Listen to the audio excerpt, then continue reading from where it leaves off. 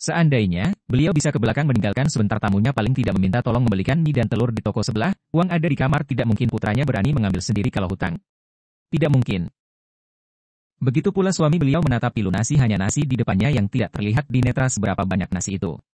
Apa putranya memasak beras yang hanya satu genggam itu? Tidak berselang lama putra mereka datang kembali membawa nampan berisi 4 piring mie, beliau berdua akhirnya bisa bernafas lega tersenyum bangga.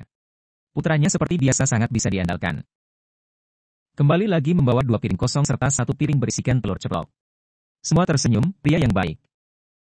Tidak berselang lama, lagi dia kembali membawa semangkok kaca penuh gulai dan sate. Dan, sate lagi 2 piring. Dan, lagi.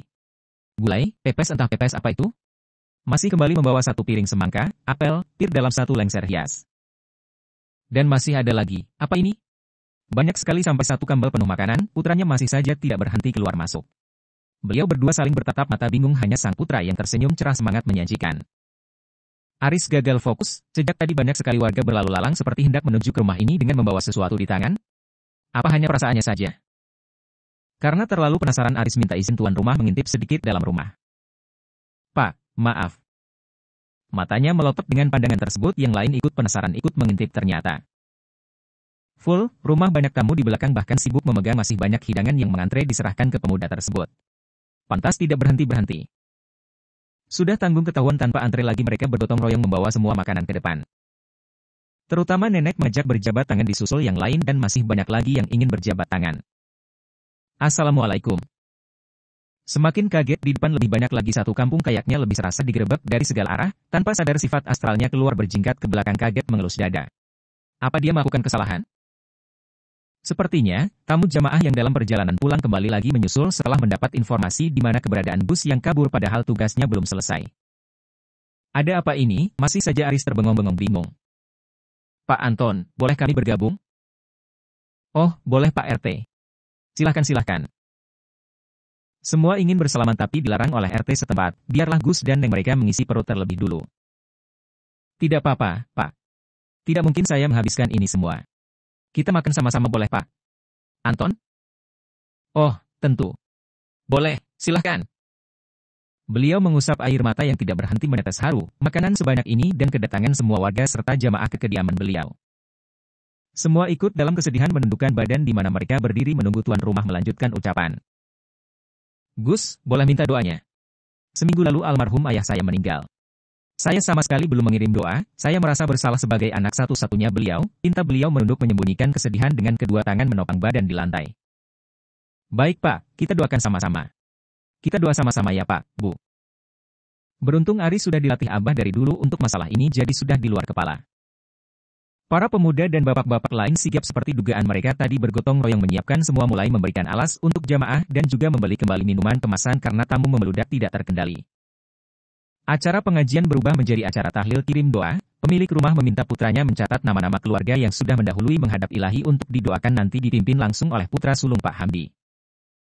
Sama sekali Aris tidak gentar ataupun gemetar karena tidak jarang pula Aris diminta Abah untuk memimpin tahlil untuk melatih menantu beliau sebagai penerus beliau nanti memimpin pondok pesantren yang sudah lama dirintis. Saat yang lain husuk tahlil ibu-ibu dengan kesadaran diri berinisiatif meminjamkan gelas dan juga piring untuk semua. Tidak lupa membuat teh dalam skala besar mendadak jangan sampai ada yang terlewat. Seperti berkah makanan datang terus-menerus dari arah mana saja sampai acara doa selesai. Pemilik rumah mengomando agar makanan yang ada disajikan rata ke jamaah yang datang. Terima kasih, Bu. Terima kasih. Tangis istri beliau tidak bisa lagi ditahan berjalan cepat ke belakang menubruk tubuh Bu RT yang terbalut hijab. Sama-sama, Bu Siti. Ini semua rezekinya Mbah Kirman. Mbah Kirman orang yang baik, Allah mengirimkan ini semua untuk beliau.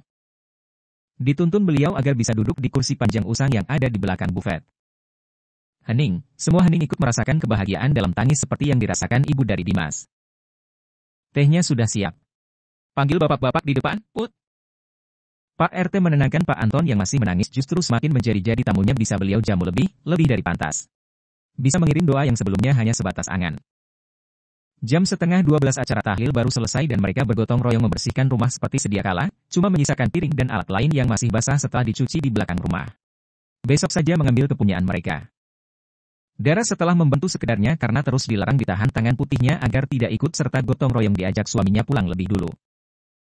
Saat hendak bersalaman dengan izin suami mengeluarkan semua uang merah di dompet Aris untuk ditempelkan ke tangan Ibu Parubaya di depannya. Ya Allah, apa ini Neng? Tidak usah. Ibu tidak bisa menerima. Terima kasih, Bu. Maaf Dara merepotkan. Ayo, Dek. Terima kasih deh, Bu. Permisi kami pulang dulu, Pak. Assalamualaikum. Aris menggandeng telapak tangan istri mengajak pulang ke rumah sesudah berjabat tangan dengan beberapa orang di ruang tamu. Setelah genggaman Dara terlepas menangis tersungkur beliau sujud syukur mengiringi kepergian ketiga tamu tersebut. Disusul anak suami beliau berpelukan sungguh besar nikmat Allah, datangnya rizki sebanyak ini tanpa diduga-duga. Doa beliau terkabul mempunyai cukup uang untuk modal menggarap sawah meski hanya menyewa milik orang.